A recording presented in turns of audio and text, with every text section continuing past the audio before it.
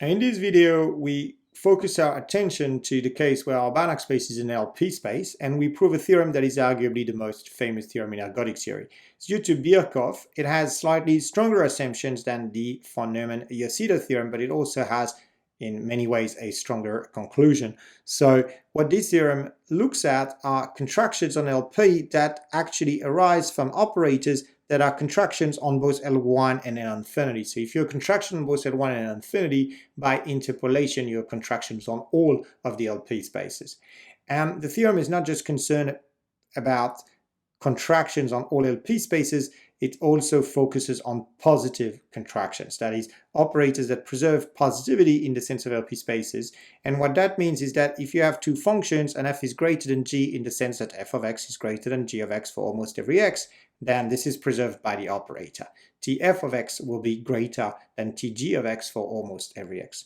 What's the quintessential example of an operator that falls under the scope of the theorem? Well, the composition operators that we care about in ergodic theory, concrete ergodic theory. So if you take T of f equal f of phi of x, for phi a measurable map between omega and omega, then you have something that is clearly positive, and you have something that's also clearly L infinity contractive.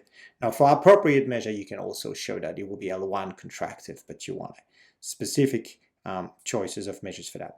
Now, if you have such an operator, and it satisfies the assumption of our theorem, the conclusion of Biakoff theorem is that the convergence of the Cesaro averages to the projection onto the null space will happen for every f, not just in norm, but also almost everywhere.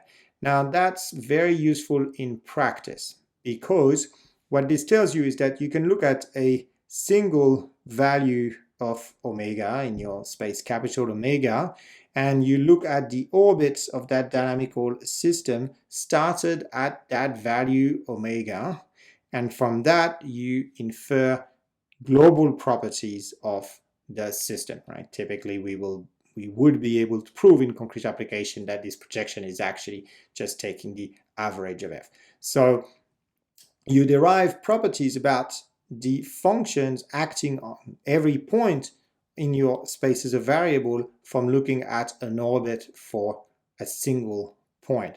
So this is helpful in practice, and notice that for that to be helpful, to be able to approximate the space average of f by taking time averages in that way, that's really the idea of ergodic theory.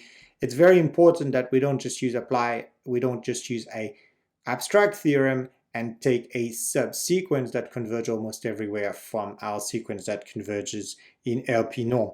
Because if we don't know what that subsequence is, then we really have no idea how many times and how long we need to observe our system for in order to approximate its statistical properties. So that's the idea from a practical point of view of really preferring an almost everywhere convergence to a convergence in the sense of some sort of mean, in the sense of an LP norm, which is the reason why von Neumann-Yasuda theorem are often called mean ergodic theorem, as opposed to Birkhoff, which is a pointwise ergodic theorem.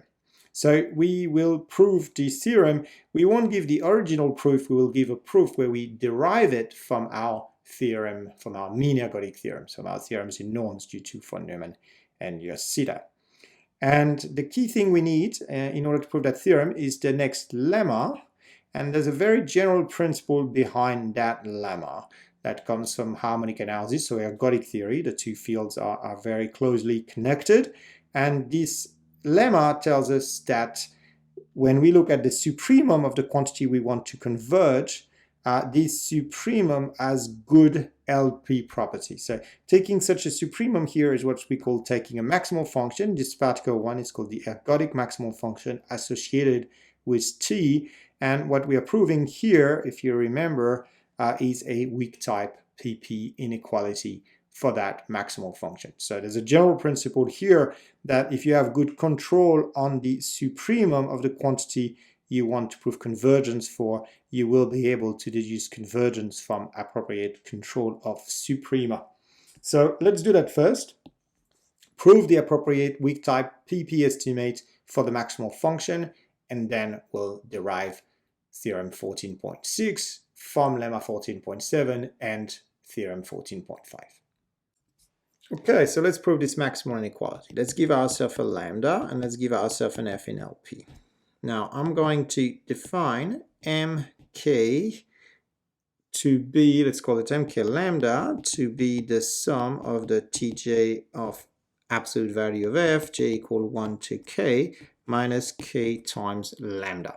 So I'm defining this quantity for all k in n star, and I want to remark that if we prove that for every n in n star, the measure of the set of all those omega where the maximum of mk lambda is positive for k smaller than n, if we can control that by a constant divided by lambda to the p times the LP norm of f to the p, then we would have the result. All right, just by fatu lemma, you would take a limit of these integrals of indicator function as capital N goes to infinity, and asking for this maximum to be positive is really asking for this divided by k to be greater than lambda. So implies the result by Fatu's lemma. So we really only need to prove an estimate of that form, but obviously we need to do that in a way that does not depend on capital N in order to be able to pass to the limit in capital N. So if there exists a C such that for all n this holds, then this implies the result. Of course, the C should also be independent of lambda, and it should be independent of f. Okay, so what can I say about mk lambda? Well, I could rewrite mk lambda as tf minus lambda plus the sum j equal 2 to k of tjf minus k minus 1 lambda. I'm trying to relate mk lambda to mk minus 1 lambda. Now, if I do that, I get tf minus lambda plus t of the sum j equal 1 to k minus 1 of tj of f minus k minus 1 lambda times the constant function. Okay, and then I need to add that k minus 1 lambda times t of the constant function and subtract k minus 1 of lambda. Now, interestingly, when I do that, here I could factor out the k minus 1 of lambda and just rewrite this as t of the indicator function of all of omega, which is certainly in L infinity, minus the indicator function of all of omega. That's the way I should interpret constant, of course. Here, whenever I write a constant, it's the constant function. Now, t of 1 of omega minus 1 of omega, I want to say that this has to be less or equal than 0, because t is a contraction, right? So t of 1 of omega in sup norm has to be smaller than 1, and this here is a function that is constantly equal to 1. So this has to be less or equal than 0. So this entire thing here is certainly smaller than t times f minus lambda, and my smaller is in the sense of inequalities between LP functions, so f is smaller than g if f of x is smaller than g of x for almost every x, plus t times what's in that bracket here, which is nothing but mk minus 1 of lambda. So this is a induction relation between mk lambda and mk minus 1 lambda. Now we're going to exploit that. So now I can take maximum on both sides, maximum for k smaller than n,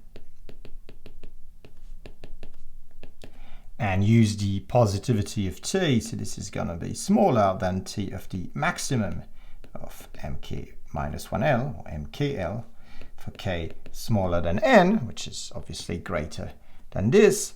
And then if this were to be negative, then I would be subtracting something, so I might as well use positivity to replace this by t of the indicator function of where that maximum is positive times the maximum itself. Because if not, I'm subtracting something, so it's obviously smaller. Okay, now let's integrate on both sides precisely on this set. So I'm getting that the integral on the set I'm interested in of this maximum is going to be smaller than the integral, again on the set I'm interested in, of t mod f minus lambda, plus the integral on this set I'm interested in, but I might as well control that by the integral on everything of t of this function. Now remember that t is a contraction on L1, and this is the L1 norm of something. So this is less or equal to the integral of the maximum of t mod f minus lambda plus the integral of this function here in L1, which is the integral over that set of the maximum. And now I've got this quantity on both sides, and this is telling me that the integral over this set, where the maximum of mk lambda is non-negative, of t mod f minus lambda is positive. Therefore, this integral is greater than lambda times the measure of the set. Okay, now I could apply Hölder to my left-hand side, and this is giving me that lambda times the measure of the set I'm interested in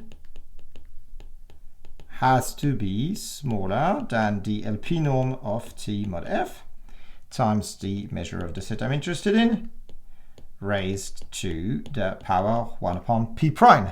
Now you divide by this on both sides. 1 minus 1 upon p prime is 1 upon p. Raise everything to the p, and you get that lambda p times the measure of this maximal function being non-negative is smaller than the LP norm of t mod f, and t is also an LP contraction, so this is smaller than the LP norm of f, and that concludes the proof.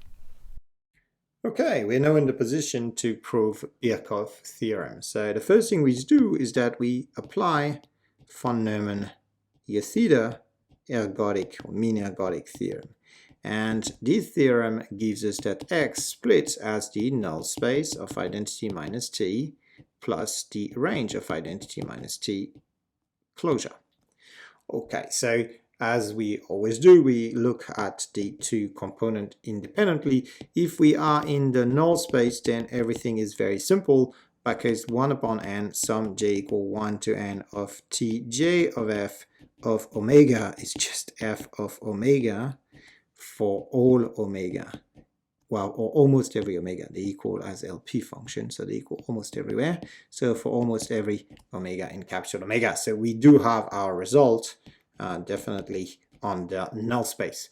Now, if I take a G which is in L infinity, and I look at identity minus T applied to G, I get something interesting. I get that 1 upon n sum j equal 1 to n of tj 1 minus t of g of omega for any omega in capital omega.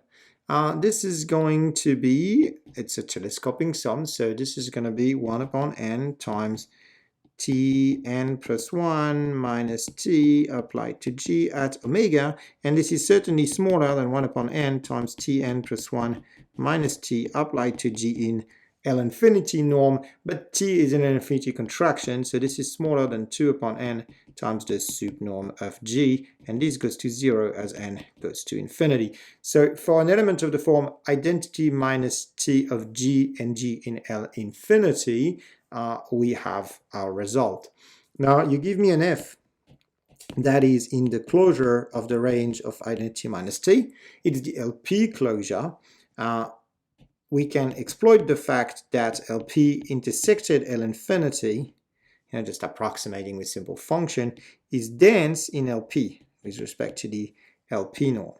So we can we have that for every epsilon, there exists a g in L infinity such that f minus I minus t g in LP is smaller than epsilon, right? Because you can approximate f by something in the range of I minus t in LP, and then you can approximate that I minus th by an I minus tg with g in L infinity, because t is bounded and LP intersected at infinity is dense in LP. So we are very close to concluding the proof because we know the result for I minus tg, and we know that the f that we care about are well approximated by I minus tg.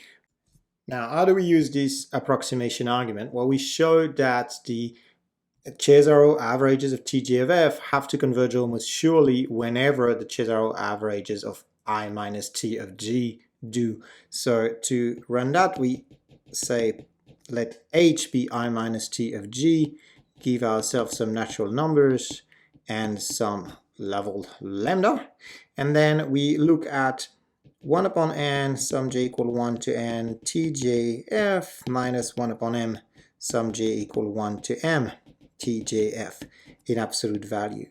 Now this is controlled by the supremum of these things. So this is controlled by twice the supremum over all n of 1 upon n sum j equal 1 to n of tj of f minus h, and then plus 1 upon n sum tj of h minus 1 upon m sum tj of h, j equal 1 to n, j equal 1 to m here. Okay, so this means that if I take the lim sup of this quantity as n and m go to infinity, and I look at when this lim sup is large, right? If I'm on a set where I do not have almost sure convergence of the Cesaro averages, then this would have to be non-zero. But the measure of such a set is smaller than twice the measure, than the measure, no, not twice, that's correct. Measure of the set being greater than that. Then the measure of the set where the supremum of n of 1 upon n sum j equal 1 to n of tj of absolute value of f minus h is greater than lambda over 2. Okay, but we know from 14.7 that this is smaller than, 2 over lambda to the p times f minus h in LP norm to the p, which is 2 over lambda to the p epsilon over p. And that's for an arbitrary epsilon, right? I've just introduced the h here in the computation of this quantity that has nothing to do with h. So this is for every epsilon. And so what we have is that the measure of the set where this lim sup is greater than lambda, j equal 1 to n, I keep putting my absolute values in the wrong place, is 0. All right, so these lim sup are almost everywhere equal to 0, and we get that these quantities have to converge almost everywhere. And of course we know already that they converge in LP to 0, so they have to converge almost everywhere to 0. And that concludes the proof of Biakoff theorem.